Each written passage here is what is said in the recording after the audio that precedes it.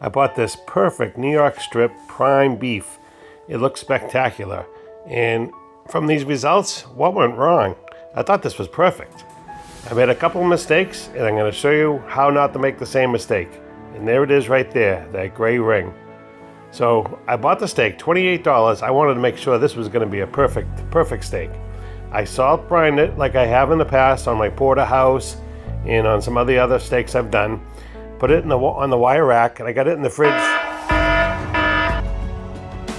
for 30 hours.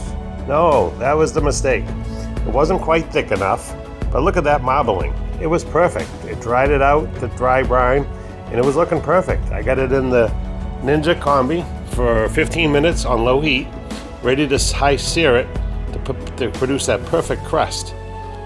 And biggest mistake is putting the dry brine for too long.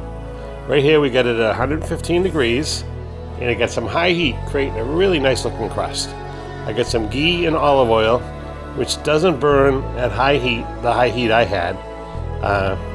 Then I added some rosemary and thyme, and a little bit more of the ghee, which is clarified butter. So there's no milk solid, so that tends to keep it from burning.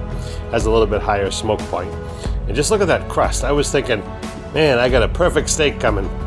What happened was that the salt cured the meat too close to the edges, which created a little bit more of a well-doneness and too much of a salty flavor. But if you follow my cooking and just leave out the 30-hour brine, I would go with a 12-hour brine. I think that's what I'm going to be doing in the future. No more of the long brines. 12 hours should be enough, and I don't want to risk a $30 steak like I did here. But with that gray ring, the flavor was okay, but it was a little salty, a little tougher than I expected for a perfect prime New York strip. But please like, subscribe, and watch my new videos. Leave a comment what you'd like to see next.